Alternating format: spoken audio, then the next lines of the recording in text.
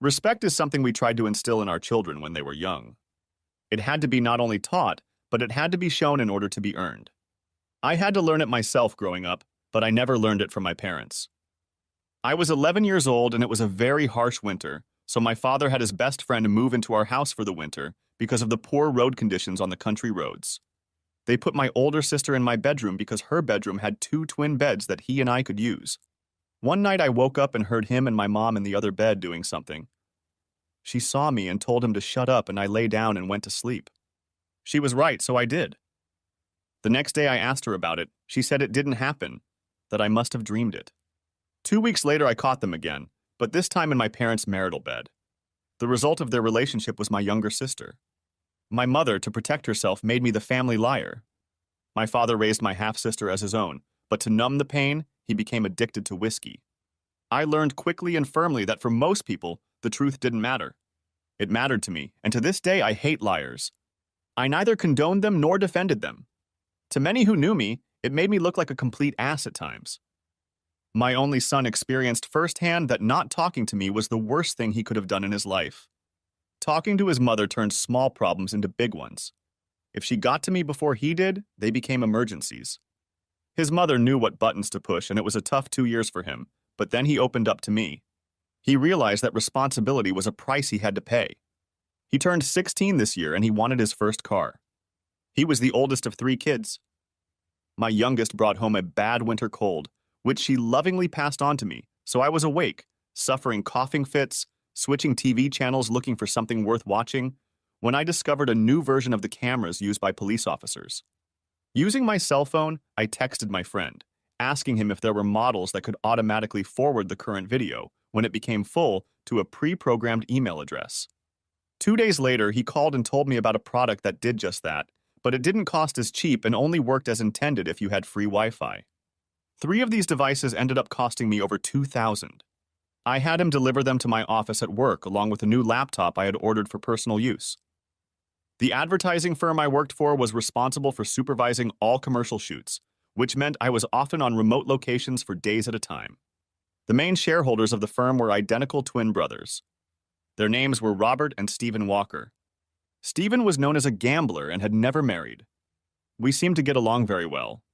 I had worked for them for many years and was now earning 6 figures, so life was going great for me. While I was away, if my wife needed an escort, Robert, who is gay, was the brother who stepped in. It gave him an opportunity to improve his public image. David Peters delivered them to me by showing up at my office on Friday afternoon with a few additional items for me to review. The first thing he said I needed to do was to set up an email address in the cloud to which the videos would be sent. So I created a new account just for that. The cameras were no bigger than a diamond stud. They are all motion activated, so he had one of them embedded in the earrings. They could run for up to a week before requiring recharging, which was done wirelessly when a signal was detected. All she had to do was remove them and put them back in the box.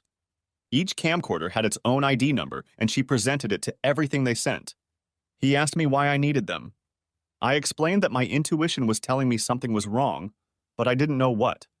I wanted to see for myself if my stomach was wrong. Sunday night, I was scheduled to fly out for another trip. On Sunday, I presented Deborah, my wife of almost 18 years, with her gift. Diamond earrings that dangled down from a stud. She loved them and promised to wear them the whole time I was gone. Before heading to the airport, I stopped by the office to pick out a few necessities. This gave me the opportunity to leave a note in both of my boss's offices that I would call them if there was a problem. I installed one camera in each of their offices so that it would give an uninterrupted view of their desk. Both were directly connected to the sources they needed. I flew from New York to Whistler on the west coast of British Columbia because we had a 2-week shoot scheduled for a new ski-board commercial. Fortunately, there was still snow on the upper peaks. I'm not a very large man, only 5 feet 9 inches, 166 pounds with a 32-inch waist. Deborah always says I should wear socks for boys 3 to 9. Her wrist was thicker than mine. We were both the same height, so around me. She never wore heels. She had a decent rack, but anything bigger than her mouth was beyond me. With her long blonde hair, she attracted the attention of many men, but always blew them away. Our life when I was home slowed down but was still fairly regular, and it seemed that our children took the example of her half of the family, so I had no reason to doubt it. As a precaution, and because we live in the city, we agreed to have our kids' DNA tested. We also fingerprinted them in case anything happened to them. On Wednesdays, while I did karate, she went to the theater, and the rest of the time we spent all of our free time together. On Fridays, we'd go out to dinner and dance because we both love to dance. Weekends, when possible, we devoted to the kids. Deborah had her own home interior decorating company, which brought her a good income, and she had an answering service when she wasn't home. There were times when we were both loaded with work and were away from home.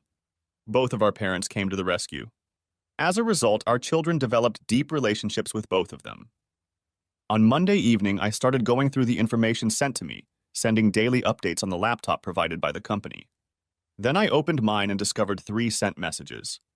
The first one that caught my interest was a fight between Stephen and Robert. "I've had enough," said Robert. "Being your muse so you can entertain Deborah is no longer fun. God, if Glenn ever finds out, we're screwed. He's doing the work for 3, and without his abilities, we'll lose millions. Do you know how many clients we'll lose if he goes to our competitors? You've got to stop this now." "I can't," said Stephen. "I love her, and according to Deborah, their 3 children are mine." "Jesus Christ. You're an idiot," said Robert. "I'm going to our corporate lawyer to ask him what we should do to protect the firm. If the truth comes out, we're all screwed. Glenn will destroy us all, and he'll have every right to do so." I went to the bathroom to throw up. I called my older cousin Gordon, an expensive divorce attorney, and got him out of bed. Let's just say he wasn't impressed when I told him what I had learned. He told me to send all the videotapes I had received to him, and he would start taking action on his end. The first thing he wanted to arrange was to get a sample of Stephen Walker's DNA. The videotapes themselves couldn't be used, but the transcripts of the conversations could. He asked me to send a copy of my firm's human resources manual to his office. He asked me to find a notary public to fax him a power of attorney. Tomorrow I will get the private investigator we are working with involved in this case.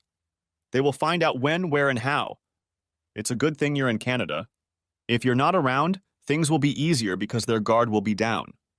If all goes well, it would be a good idea to cater to them before you return. I replied that it should be in a little less than 2 weeks, but it could take longer. The next morning I called my assistant who handled everything I needed during the shoot. I asked her to forward the instructions to my cousin's QT office. Nora said she would do so and commented, "I guess you finally found out." After answering yes, she said she would remain silent for now, but was willing to testify on my behalf if necessary. So management knew all along. I then stopped by the family doctor's office to explain that I needed to send copies of my children's DNA to the lawyers since I was drafting a new will. I charged the fee to my credit card. One of the Canadians working with us was able to get a notary. The rest of the week I just sent videos because I knew my cousin would explain everything. The rest of the week I spent the rest of my free time fighting with myself not to go to the gym and get drunk. I now understood my father's pain. On Friday afternoon, after arranging what I could do over the weekend, I flew to Vancouver by helicopter and then drove all night to New York. After renting a car, I parked it on the next street over from my house. I was surprised to see relatives picking up our 3 children. Half an hour later, Deborah came out, dressed in a brand new dress with high heels that skimmed her body like a silhouette. As soon as she left, I turned off my alarm clock and went into my office to pull out what I called 16 journals. They contained the dates of each trip, what happened, and where I was. Those logs had saved my ass more than once from a legal standpoint. An hour later, I was at Gordon's house, sitting in his kitchen discussing what he had learned. A DNA sample had been taken from Steve, and we were waiting for the comparative analysis to be completed. They had also discovered the penthouse that the two had owned for 22 years. The neighbors thought they were a civilian couple, and he had proof that they were both there so regularly that the neighbors thought they worked weekends and nights. Twice a week, they had a house cleaning company come to their house.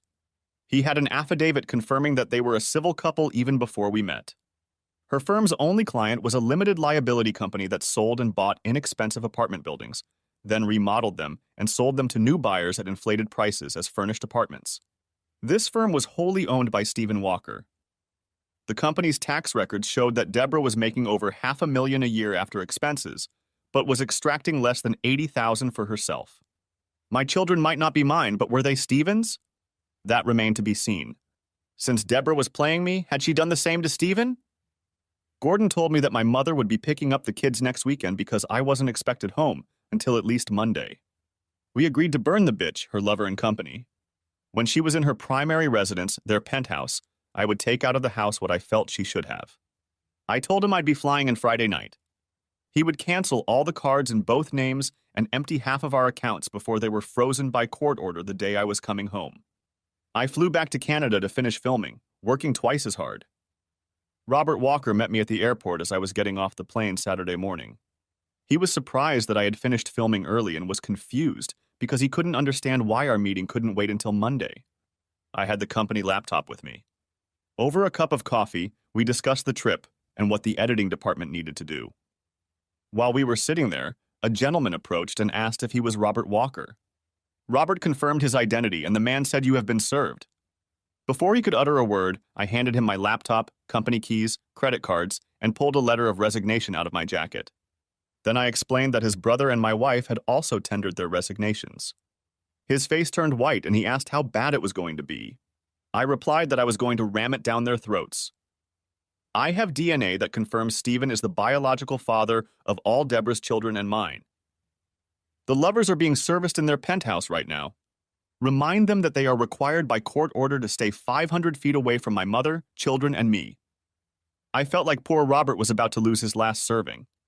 I got up and started to leave. Robert pounced on me in a rage. Before airport security could get to us, he was lying on the floor with blood running down his face.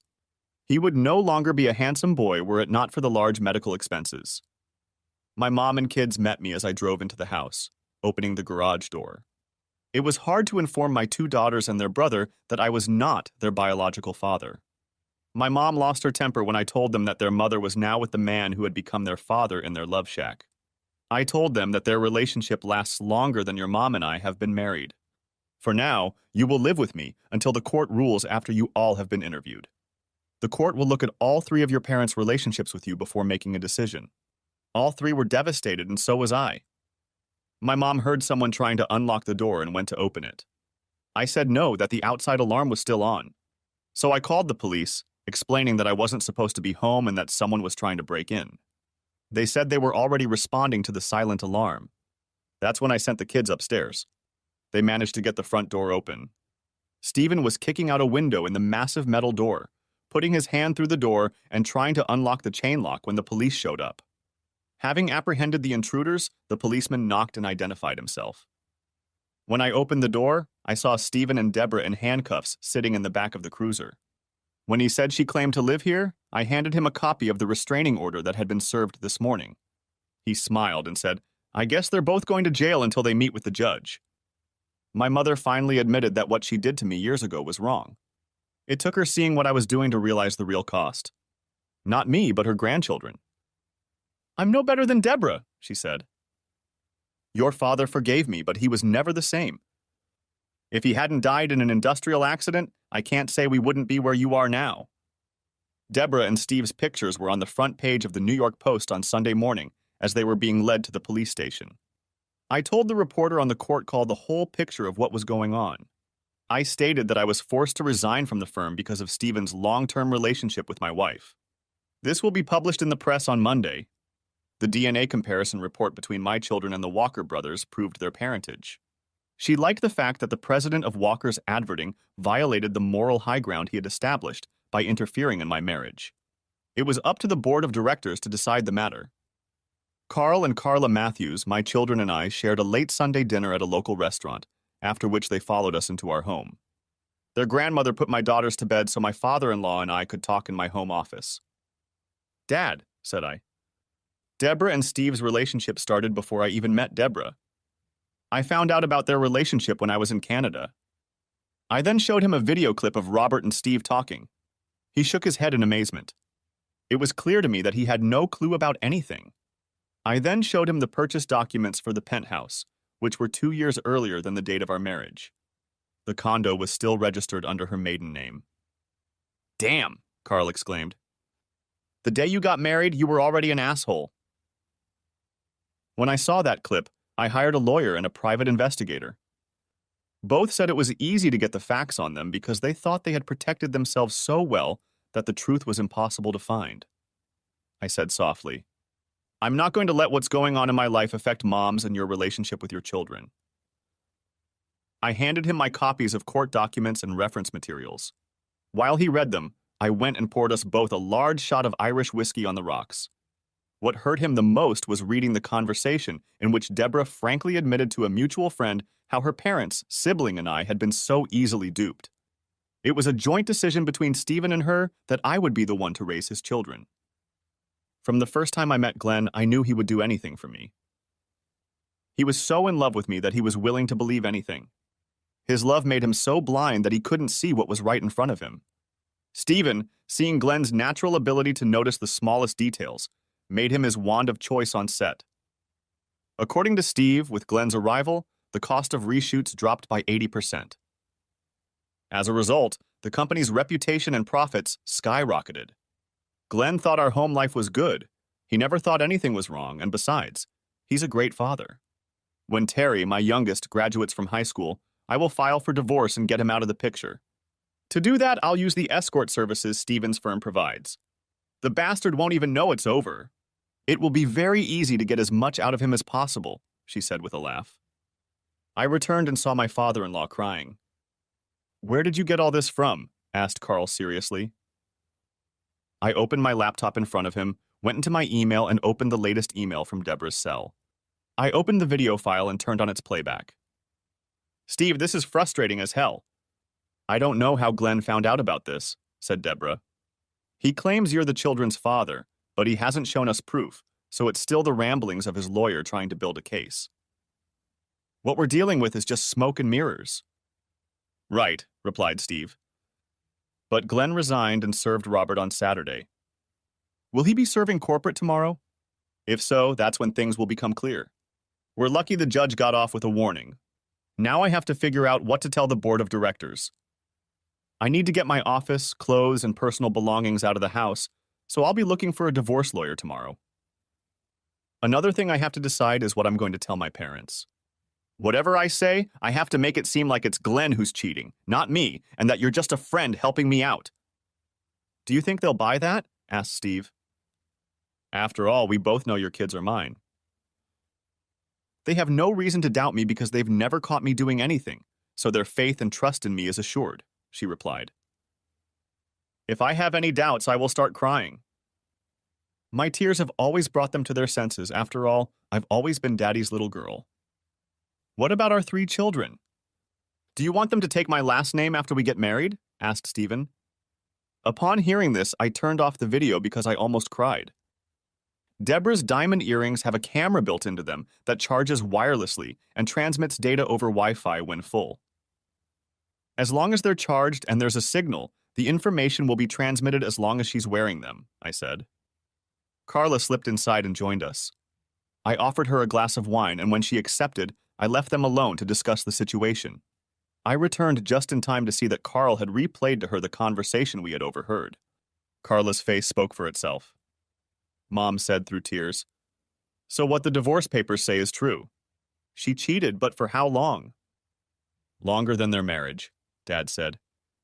"Our grandchildren were created by our daughter and Stephen. I've seen copies of the DNA report. My daughter Deborah is no longer in my eyes. She has turned her back on everything our family has ever stood for. I can't get over it because of the length of time and the amount of lies she spun. We can both see that she has no regrets about anything, not even being exposed. Makes me wonder how many times we've taken the kids away so she could be free to have fun with her real lover." "But they're our grandchildren," Carla cried. "I don't want to lose them." "Mom, if I get custody of them, you'll always have unlimited access to them. I told Daddy that before we even started talking," I said to assuage her fears. "But I suggest you both apply to the court for unlimited access to your grandchildren, regardless of who gets custody. You'll have to sue all 3 of us, but I think it's the wisest thing you can do. That way you can tell Deborah that until this is over, you refuse to take sides. Don't let your emotions make you close doors that can't be opened later." Carl looked at me and nodded in agreement. "Honey, our son-in-law Glenn will always be family to me. I think his wisdom on this matter is correct. He is in as much pain as we are, and yet he puts our needs first," Carl said. "As far as we know, it seems that she and her lover don't care about their children at all. Our daughter has been lying to us her entire adult life. Where did we go wrong?" I want to ask, when Deborah confessed her love for Glenn to us, was she telling the truth? Said Mom. Monday was a busy day for me. I drove my 3 children to school and then spent time in the office explaining the situation. If my wife tried to contact the kids at school, the police would find out. My soon-to-be ex found herself an expensive divorce attorney, and my former employer's firm was sued. On Wednesday, my father-in-law filed both Deborah and me. He told me that his daughter was furious and demanded that he withdraw his lawsuit.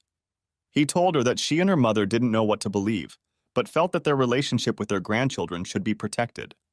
He asked her why she was denied access to the children. She refused to answer. Then he informed her that I had suggested that he make that decision after our family dinner on Sunday night. Now we know why you weren't invited. He made us promise that we would sue all of you because he didn't want our relationship with our grandchildren to suffer because of their parents' behavior. He's the one who gave us the address of your penthouse. That's how we knew where to sue you.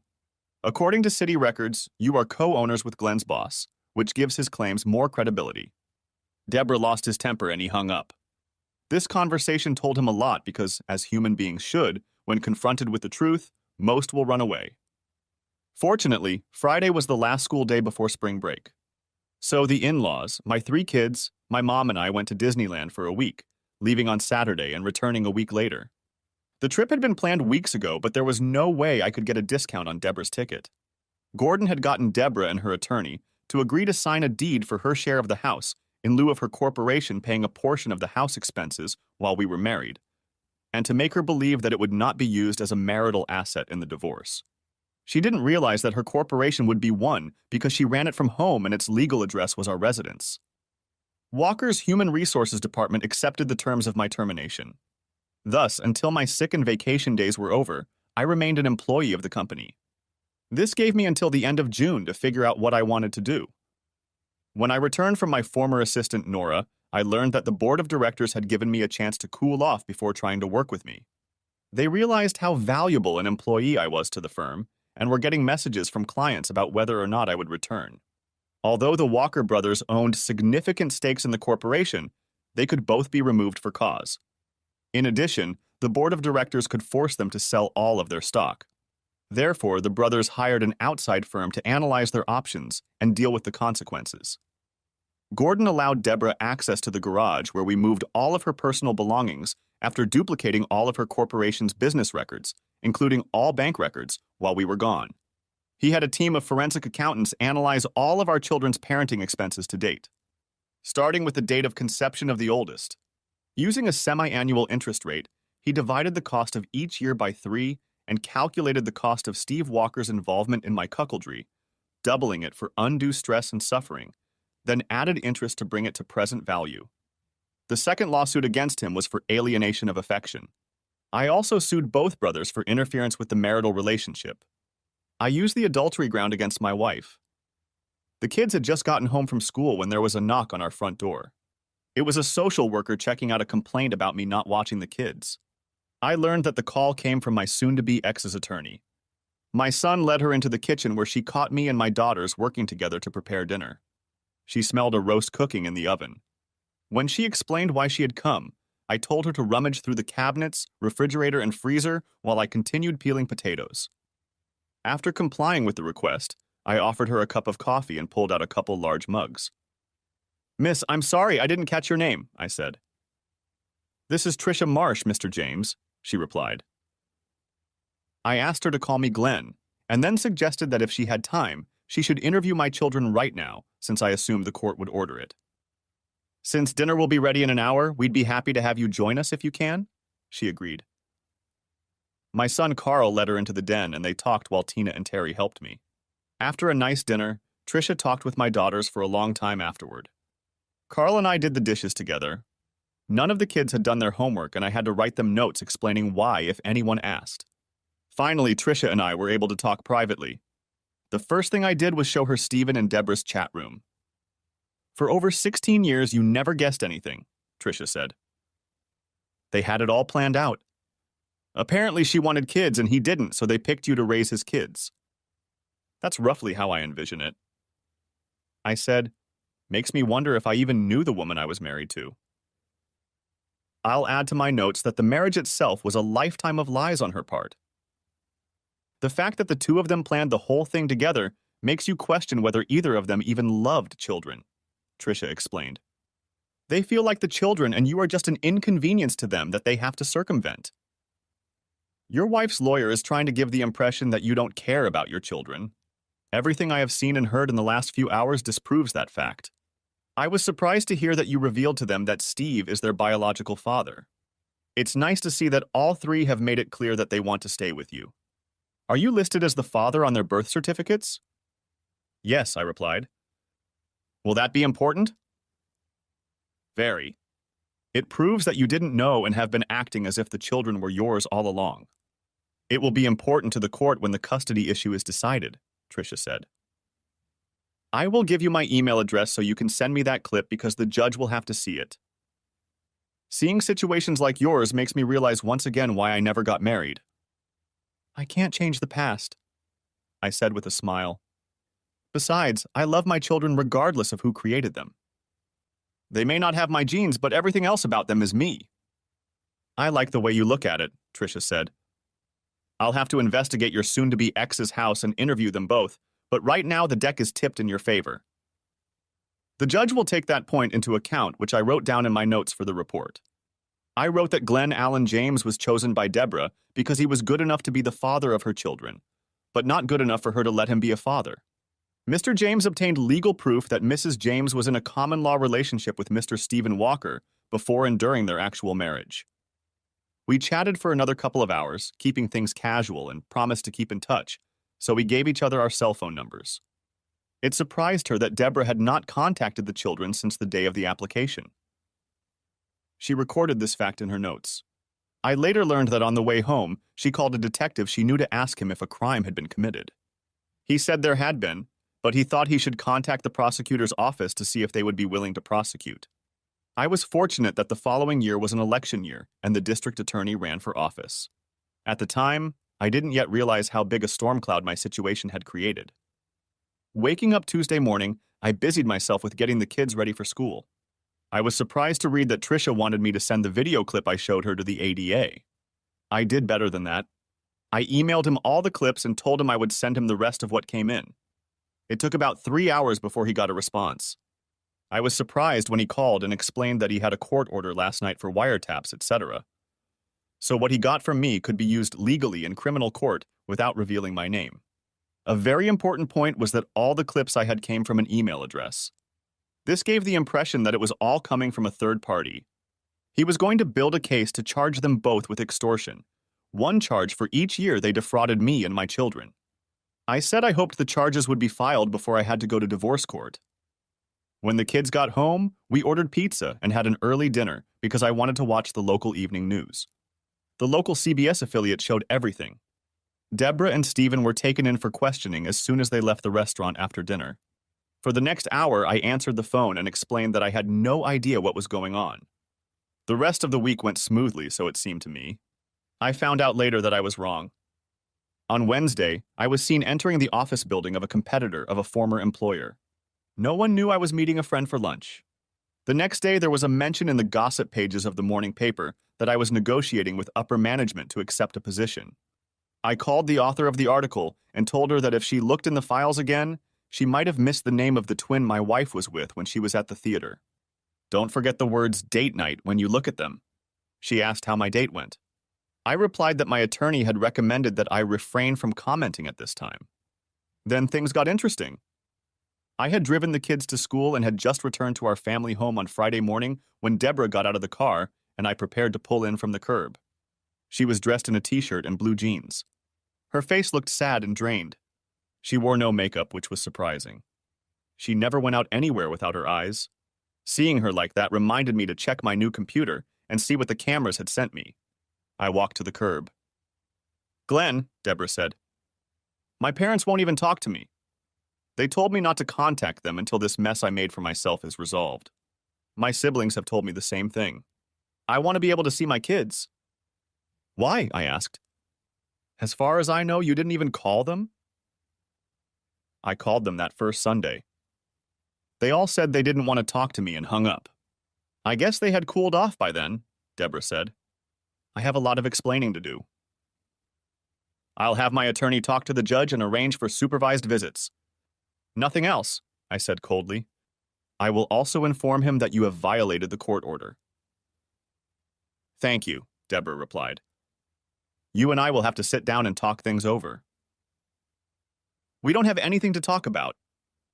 We can irrefutably prove that the only reason you married me was because Stephen didn't want to step up, to take responsibility as a man for raising his own children. As a result, you needed to find a sucker to take over. That's why you both chose me, I said sternly. Our entire marriage was a lie. It was meant to be. No man would ever do what you did out of love. How much have you both laughed at me? I suppose you are to be congratulated, since I heard that Steve and you are going to get married as soon as we are divorced. Not a single expression on her face changed during my entire tirade. Her response to my comments spoke volumes. We're not together. Steve had to find a new place to live. We were both served with a court order requiring us to have no contact with each other while being questioned by the detectives until they complete their investigation. For now, he had to move into a hotel, Deborah said. My lawyer messed it up when she filed a complaint against you with child services. They questioned us. The condo management is demanding that we sell the condo. The kids and I were interviewed on Monday, I explained. The interviewer interviewed us privately, so I have no idea what they told her. The children are of the age where the court will allow them to decide for themselves who they want to live with. They will be living with your parents this weekend. Without saying goodbye, I turned and walked back into the house. Grabbing my laptop, I headed to the kitchen. Brewing a new batch of coffee, I opened it up. I found out that a lot had happened since Monday. A human resources representative had used Roger's office to interview top-to-bottom management. It was sad to learn how many had laughed at me behind my back. Many were fired without explanation. For both my attorney and the prosecutor's office, this would have been a gold mine. It seems Stephen often used bribes, promotions, and blackmail to keep his relationship secret. All of this was a criminal offense. The board of directors and the CEO met late Thursday night after most of the employees had gone home. The board was fully briefed on who knew what, when it was done, and why it was done. Even former employees were interviewed. They discussed what should be done with Stephen and Robert. Stephen was finished as president of the firm, and Roger was to be forced out. The HR director told the CEO that I had been seen entering the commercial building and that, according to her reliable sources, gossip columnists, I had been contacted by competitors. The CEO smiled and said, "But can they offer him the position of president?" The HR person picked up the phone and explained that she was on her way to see if Nora was still working. The CEO asked why. Nora was Glenn's assistant. She knows him better than anyone else. Thus, she can understand what he is thinking. Glenn? And then it hit me. Under state law, a civil relationship lasting more than a year was equivalent to marriage. I picked up the phone and called the DA's office. I explained my idea and he liked it. Legally, Deborah could be charged with bigamy as soon as they could prove their relationship. I gave them Gordon's office number and asked them to fax copies of everything we had. 2 hours later, Gordon called. "Damn it, Glenn. I didn't see this and I should have. This is great. Your divorce is a grand affair, and Deborah will be indicted within hours." George Davidson, who is leading the DA's investigation into the two of them, said, "You brought it up. I'm withdrawing your divorce case. Instead, we're filing for an annulment because legally she was already considered married." "All that's left on my side is to work out the details," I said. "Even that won't be difficult with Deborah in jail." Gordon laughed. "It's funny how they've gotten away with all this scheming and planning for so long. Their own behavior is what incapacitates them and makes our other suits that much stronger. Speaking of which, wait until I email everything I have backed up. Call the DA's office and see if the wiretap authorization can be extended. If so, it will save me thousands of dollars," I said. "Specify that the next letter from me will include evidence of criminal offenses." "Maybe not, but I'm asking that she be ordered to foot your legal bill," Gordon replied. "Glenn, are you serious? I've obtained copies of confessions from employees and former employees about what Steve did to keep his common-law marriage secret." "I'll send them to you," said I. I went back to my laptop and opened a clip of the CEO, CFO, and the head of HR talking. They all agreed that my case was futile. They could try to defend against it, but the publicity and interest in it would destroy their credibility. They agreed that they should try to settle the case for as little money as possible. Within 5 minutes, the DA's office and my attorney forwarded to them all the emails I had received. My cell phone rang. It was Nora. "Hi, stranger. Long time no see. How are you?" I said. "Glenn, everything is a mess. There hasn't been a department that hasn't been touched. In HR, everyone is being interviewed one-on-one. They brought in a notary to witness and verify. We lost some good people. Some got fired, others left," Nora said. "Steve and Robert were called in. After a meeting with the CEO, security let Steven clean off his desk and then escorted him out. Robert was told he was being stripped of all his duties until they decided his future." "Is your job safe?" I asked. "I indicated in my resignation letter that you were the most qualified to take my position." "That's what they told me. Right now I'm acting duties. No final decision will be made until the board finds a new president. The only thing they have told me is that the person they are interested in has a situation that needs to be resolved. My intuition tells me it's you. After all, Stephen or Robert never did anything unless they consulted you first." Well, they learned with great difficulty and expense that half the time they were heard but not listened to. I optimized by focusing on the important things, ignoring all the various bells and whistles that our customers often thought were important. "When presented with the final product, they were happy with our results," I said. "My phone has been busy since I left, but I'm not committing to anything for now." "Thank you, Glenn. You told me what I needed to know without telling me anything specific. So you're still okay with coming back?" said Nora. "Depends," I laughed. "You can send the Gossip Girl's email address if you have one from your personal account." "No problem, but I'll send it to you from my cell phone," Nora replied. Using the email account, no one knew that I had sent the Gossip Girl all the videos that weren't part of my divorce case. Every little detail she could get out of them would be made public in print. Without naming names, she wrote in such a way that there was no doubt who she was addressing. The writer was a master of her craft. My son came running in from the living room while I was preparing for dinner. "Dad, Mom, it's the early news." I walked in and scrolled back a page to see what was happening. She was being led away in handcuffs. On the next newscast, the spokesperson informed everyone that she was being charged with being married to 2 men at the same time in the eyes of the law. "Can she go to jail on that charge if she is found guilty?" asked Carl. "Yes. It is considered a felony in this state. What kind of sentence she gets depends on the judge," I replied. "My dad used to tell me, if you can't do time, don't do the crime." That stopped me from doing a lot of stupid things when I was your age. "How long will they keep her?" my son asked. "Until she goes before a judge and can post bail," I answered. "Depending on which ward she's in, she may already be released." Carl and Carla stopped by to pick up the kids. The boys would be going to the monster truck competition on Saturday morning. The girls had 2 soccer games coming up, and I needed to get out of the house. "I can't believe it," Carl said. "Deborah's been arrested on bigamy charges. She could get up to 10 years depending on the judge." "I know, Dad, and it's going to get worse before it gets better," I replied. "It seems her lover used bribes, threats, and blackmail to cover up their relationship." The DA's office got video evidence from those who were victimized by Steve. I felt sorry for Carl because his daughter must have been tearing his heart out. Suddenly, I was alone. I shouldn't have been because I was depressed mentally and emotionally. I thought this is what is called hitting rock bottom. I sat on the stairs and just cried, and my body wouldn't let me stop. Some people say depression is a form of healing or coping. If it was healing, what is hell? The human body with its emotions is a fragile thing. No matter what we plan, we cannot control when or how it will find its release. 3 hours later, I sat in a local park tossing unsalted peanuts to the squirrels, not knowing what to do. Many people don't realize how lonely divorce can be. Those you thought were friends are alienated to protect themselves. Others are alienated because they don't know what to believe. And then there's the new difference between being single and having all your friends married. Being single meant that in many situations you no longer fit in with society. I was lost in thought, completely oblivious to everything around me. I didn't see or hear the man who sat down on the other end of the bench. I saw you sitting there, and I watched you for a while. It became painfully clear to me that squirrels seem to have become your best friends. I wondered if it had gotten to you and how you were handling Glenn. I guess I found out, said Trisha Marsh. The blues suck, don't they?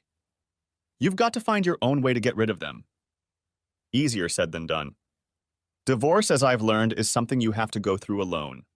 Most of your friends avoid you like it's contagious, I replied. Come on, I'll buy you coffee, Trish said. No business talk, okay? I agreed. I found out that Trish was off to do her weekly shopping, so I joined her.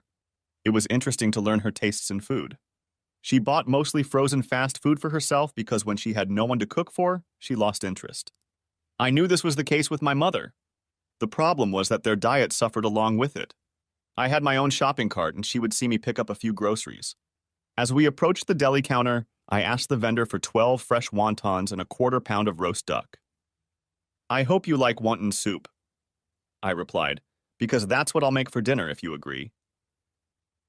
I don't mind since we're only a block or two from my apartment, Trish said. After washing the vegetables, she watched me cut them into equal portions. I told her I was using chicken broth because the wontons I'd gotten had more pork than beef in them. In the same manner, I chopped up the pre-prepared duck. She took out 2 pots. In one, I poured water and some salt, and in the other, I poured broth. Once the broth boiled, I added corn, water chestnut spices, and the duck. The red, yellow, and green peppers and snow peas I left for last. Once the salted water came to a boil, I added the wontons to it to boil. Before draining the water from the wontons, I added fresh vegetables to the soup and then topped the soup with 2 drops of soy sauce. After tasting it, I added some garlic powder.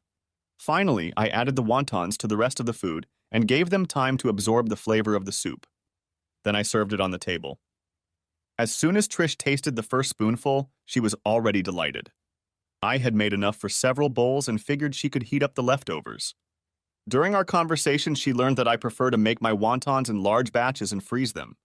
Another trick I explained was to use a little less broth and add cornstarch as a thickener to make the dish a stew that could be served over rice. When she found out how little I had spent, she was shocked. I left her house in a good mood. Trisha accepted me for who I was. Surprisingly, it was what I needed all along. Recognizing who you are helps you go a long way, and today it moved mountains.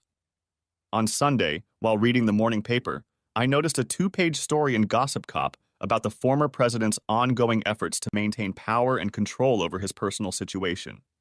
This included everything from promotions, blackmail, and bribery. At the end of the article, the question was asked, "Is this being investigated? If not, why not?" I texted Trish and asked if she wanted to go to Coney Island with me. She said yes. On our first date, we acted like teenagers. I asked her why she never got married. She explained that her career had always gotten in the way. And being called out too often was really messing up the relationship. I understood this from both sides because my career had affected me. My relatives and my children were surprised at my good mood when I met them for Sunday dinner. They all remarked that they hadn't seen me this happy in weeks. Monday morning, Nora called to let me know that I should expect a surprise visit from the chairman of the board of directors as they begin the dance to bring me back. An article that appeared in the Sunday paper made it happen because everyone knew who she was referring to. Nora informed me that the board was going to go to court to get a court order to force Steve and Robert to sell their shares as they were refusing to do so since they were no longer employed. Unexpected was a call from Deborah, who asked if we could meet privately in a neutral location with no cell phones. I asked her to give me 10 minutes to think about it and call her back. I called Gordon, who told me that sometimes the best place to have a private conversation is in the middle of a crowd where people can move around freely. I ended up meeting Deborah at the Nathan's hot dog stand in the park at 1 o'clock in the afternoon. We found a bench to sit on. We pulled out our cell phones and turned them off, leaving them in plain sight. "What do you need, Deborah?" I asked coldly. "I need to know if you know who's doing this to Steve and me," Deborah said bluntly. Gossip Girl is pressuring the police, almost directing them. Stephen's corporation that he founded kicked him out. Robert thinks he was kicked out too, and now you filed for an annulment. Well, Stephen's problem comes from the board of directors, I believe. I have been informed that it is the source of the information the police get. Because of that, they have been able to discover facts and witnesses to events, I said. I can't discuss anything about our situation because my lawyer doesn't want me to. Then why did you agree to meet with me? Asked Deborah. You know we have dug ourselves a huge hole. I was informed that Miss Marsh took her report to the court late last week. We were told that all the children want to stay with you. Given what Stephen and I are facing, I have to agree. Another lawyer says I'm facing a lot of jail time if the judge hearing the case agrees that, legally speaking, I was married to Stephen. In his opinion, it comes down to a matter of interpretation as to whether it is a marriage since he does not have a marriage certificate. I need to be able to tell my 3 children that I saw you today, I replied. They will be asking my opinion on how you look. How are they doing emotionally? Asked Deborah with genuine concern. They have their moments. At times it's bad because I can't explain or answer their questions, I said. What questions? Asked Deborah, looking for a way back into their lives. What did they do to deserve such a punishment? Replied I. Even I've asked myself that question several times. You should write a book about being married to 2 men for almost 20 years. With that kind of interest, it will become a bestseller. With those words, I got up and left. Deborah was Deborah, always thinking of herself first. She was like an old dog that would never change. Worse, I couldn't feel sorry for her because I just realized that any emotion I had left was dead. When I got home, I checked my email and was surprised to find a video of me there. Deborah's voice in my chat sounded loud and clear. I forwarded it to the gossip columnist with a huge smile on my face. On Tuesday, the gossip column printed in bold print that bigamist Deborah James was going to write a book called Tell All about her 18 years as the wife of 2 men. This news made Carl and Carla Matthews even angrier because it appeared that their daughter was proud of what she had done. Gordon called me Wednesday night with good news. The day in divorce court had gone well. The judge agreed that in terms of state law, she was already married when we got married. Since we were not legally married, the annulment was granted. This gave him some leeway on the division of all assets. Although Deborah's attorney stubbornly resisted, the judge ruled that since she worked from home, Deborah's corporation should be considered a marital asset. He ruled a 65-35 split in my favor. Each would pay their own attorney fees. Deborah's attorney tried to convince him of a more equitable division. He replied that since her first husband was not listed in this divorce and he was involved in the scam, I would award Glenn James his share. I had to agree that we had hit her hard. I was granted temporary sole custody of the children until her criminal problems were resolved, but I had to allow her unrestricted access to her children. Stephen Walker was arrested Friday, and suddenly many people he had mistreated over the years found themselves in a legal situation requiring them to cooperate with the district attorney's office. Deborah's life was going downhill. Until a couple months ago, she had 2 lovers who kept her warm at night. Now she had none. I was busy working on the landscaping around the house when the chairman of the board showed up. We need to have a serious face-to-face talk about this mess, Glenn. I hope you've had plenty of time, said Bill Burrows. I stood up and extended my hand to Bill, and he took it. It wasn't about the firm, I said. It was all about the people who work in it. A huge smile appeared on his face. Thanks, that's just what I needed to hear. Let's see if we can work this out. We walked to my kitchen and started discussing my situation. I learned a few things, and so did Bill. What struck me most was his honesty. He wasn't hiding anything. It was good to hear that after they filed a lawsuit to force them to sell their controlling interest, they agreed to exchange it from common stock to preferred stock. This move effectively took away their voting rights in the company. I told him that was one of my concerns. He analyzed each layoff one by one, explained the reasons, and talked about the people who had quit.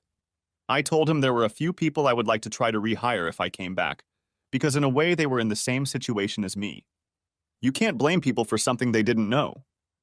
I was caught off guard by the amount he offered on behalf of the firm to settle the lawsuit. I called Gordon, who talked to Bill. I told Gordon to go along with it. He then pulled out a contract to be president of the firm and held it out to me. I know you won't do anything until your lawyer gets his hands on the paycheck, Bill said. While you're waiting for it to be ready, review this. I think you'll be more than satisfied. When he left, I marveled at the time. We had talked for over 3 hours. I called Tricia, hoping she wasn't busy today. She wasn't busy. I asked her if she wanted to join my family for a holiday dinner. What are we celebrating? She asked. My divorce, getting custody, settling a lawsuit against my former employer, and my possible return to work. She agreed. I called the restaurant, which had a small private section, to see if it was free. It was free. I made reservations for 8 o'clock that evening. I called my in-laws, my mom, my sister, and her husband, and they all agreed to come. I told my sister to bring the kids. I called Trisha and let her know I would pick her up at 7. On the way, we stopped at Trisha's house so I could buy a mix of red and yellow roses with ferns in a charming vase, to thank her for all she had done. The rest of the drive, the kids teased me without malice for falling in love, discussing what they liked about her. I left the kids in the car and went up to her apartment myself when they let me in. Trisha loved the flowers, and she looked amazing. Trisha Marsh was wearing a pretty yellow dress the color of early summer. Her blue eyes sparkled with wonder. She had prepared herself to make a good impression. And she did. "Since you brought flowers," Trisha giggled, "does that mean you consider this our first date?" I didn't know what to say and stammered as I tried to speak. Trisha smiled and took my hand. "It's been a while since I've made a man lose his breath," Trisha said with a smile. "I'll take that as a yes." To this day, I can't forget that moment. We got in the car, the kids were gushing about me winning custody to her. I told her who else was coming to the party. Trisha replied, "Wow, I'm meeting family on our first official date." Tammy, my oldest daughter, who took her maternal grandmother Carla's example, said she really liked the flowers my daddy bought for her. Trisha then showed her a picture of them, and it became her home screen. Due to traffic, we were 10 minutes late. I had pre-ordered 2 bottles of one of their best sellers, a medium champagne. Before I even started introductions, Terry, my youngest daughter, told me that this was Trisha Marsh, our father's girlfriend. Trisha and I burst into laughter. It set the mood for the whole evening. At dinner, I explained the court order and its rulings to everyone. Then, I talked about the pending settlement of the lawsuit against the firm and the fact that Robert and Stephen Walker had been removed from their management positions. The final piece of news was that I had been offered the position of president. Trisha explained that she was the social services representative called in to verify a complaint against me, and that's how we met. Carl stood up with champagne in his hand. "After all you've been through, Glenn, Carl and I were afraid you would cut us out of your life. Instead, you made us closer. Congratulations, you're finally getting the respect you deserve." Here's to Glenn for being who he is, and to Trisha for making him smile again. As we were all getting ready to leave, Carl pulled me aside and told me we were taking the kids for the weekend. "We'll use our keys to stop by and pick up whatever we need. Don't waste time looking back. Start building your new life." I asked Trisha if she liked to dance, and we hit the road. I dropped her off at 3 in the morning, having arranged to pick her up at noon. We ended up spending most of the weekend together. Monday morning, after walking the kids to school, I took my first look at the offer. It was more than double my previous salary, gave built-in stock bonuses if certain conditions were met, and a signing bonus that gave me 2 options, cash or common stock. Bill had already signed it. I called the business attorney and made an appointment to go over all the legal terms and make sure I hadn't missed anything. At 10 in the morning, while I was doing laundry, there was a knock on my front door. When I opened the door, I was surprised to see a short, petite Oriental woman. My first thought was that the last thing I needed was Jehovah's Witness at my door. Her name was Lynn Wong, better known as Gossip Girl. After introducing myself, I invited her in. "Coffee or tea?" I asked her. She replied, "If you have a nice strong shot of gin, that would be fine." A little early for me, I thought, but that was okay.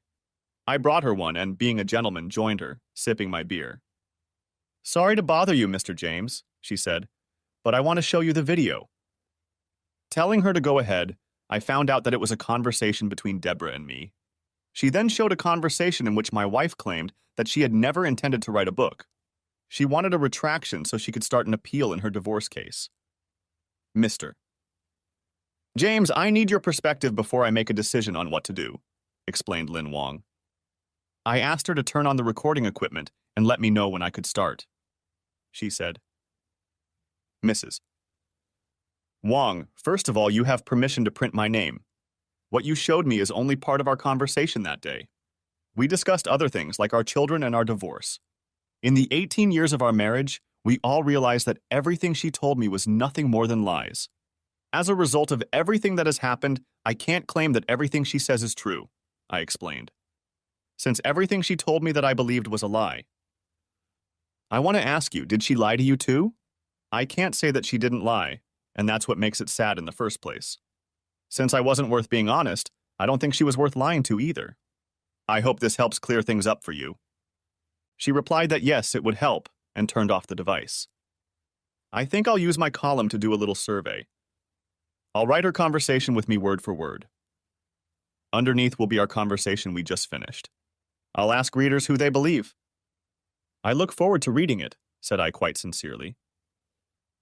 My father had always believed that if you gave a man enough rope, sooner or later he would hang himself.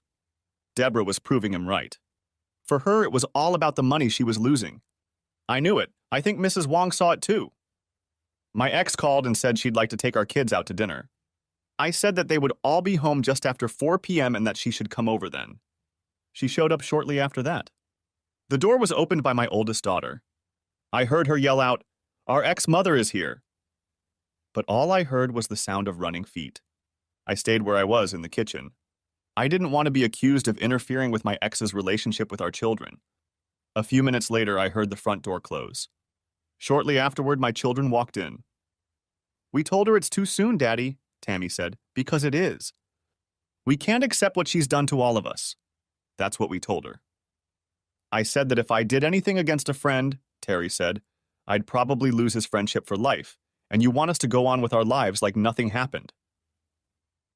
I just told her to go to hell, Carl said. She asked who gave you the right to say that. I told her my grandfather. To change the subject, I asked who wanted McD's for dinner. Everyone agreed. After the kids did their homework, I called Tricia and explained what had happened. She said I shouldn't have been surprised. Even though you hid it well, they could see how hurt you were. It seems that Stevens's legal problems were getting to him. He told his legal team to settle as cheaply as possible. Robert resigned and decided to sue me for the damage I had done to his face. That Friday, after my attorney made some changes, I signed the contract and called Bill. We agreed to make an announcement the following Friday. I reported it to the Gossip Girl. My mother decided to take the kids for the weekend. Tricia was busy with another case. I spent my free time tracking down a few quitters. 2, whom I thought were key to my reorganization plans, agreed to return as soon as I showed them my new contract stipulating that the head of human resources quit or be removed from his position. I learned that they had approached her to warn her about what Steven was doing, but they were ignored. It was very amusing to read Mrs. Wong's comments. After she recounted word for word the conversations Deborah and I had, she asked readers for their thoughts. Then she wrote, "Having met these two," she said, "I had to wonder what Deborah even found in Glenn. He gives the impression of a kind, loving, and considerate man. The kind of man any woman would want to have. Deborah is a hunter, always seeking thrills and power from those with whom she can never find the happiness she craves. She will be what you want her to be because she doesn't know herself or feel comfortable in her own skin. She puts a mask on everyone she meets and it's not makeup on her face. Deborah James used Stephen Walker as much as he used her. That is what helped them keep their relationship alive." As I read this book, I thought it hit the spot. On Monday, I contacted a service that was looking for a housekeeper to work Monday through Friday. With my new salary level, I could afford it. I called the chairman of the board of directors and let him know what I had learned. When he found out they were telling the truth, she was let go. That night, talking to Tricia, I asked her if she knew anyone who burned out working in their field. She asked me why. I explained that I was looking for a human resources manager who had been laid off from the firm. She said she knew 2 people who were perfect for that field of work. I asked her to have them both contact me. On the morning of the last Friday in May, in front of the media, the chairman of the board introduced me as the new president. I told the media that we, as a company, had gone through a staffing crisis and were stepping up to the next level with a new team. I introduced the 2 new vice presidents, explaining that both of them resigned due to the behavior of the previous management team. I stated that from now on we want all of our employees to have integrity and honesty. I introduced the new head of human resources, emphasizing that we were the first organization to hire a former social worker for this position because we wanted to develop moral and mental standards much higher than before. I asked Nora Richards, my former assistant, to stand up.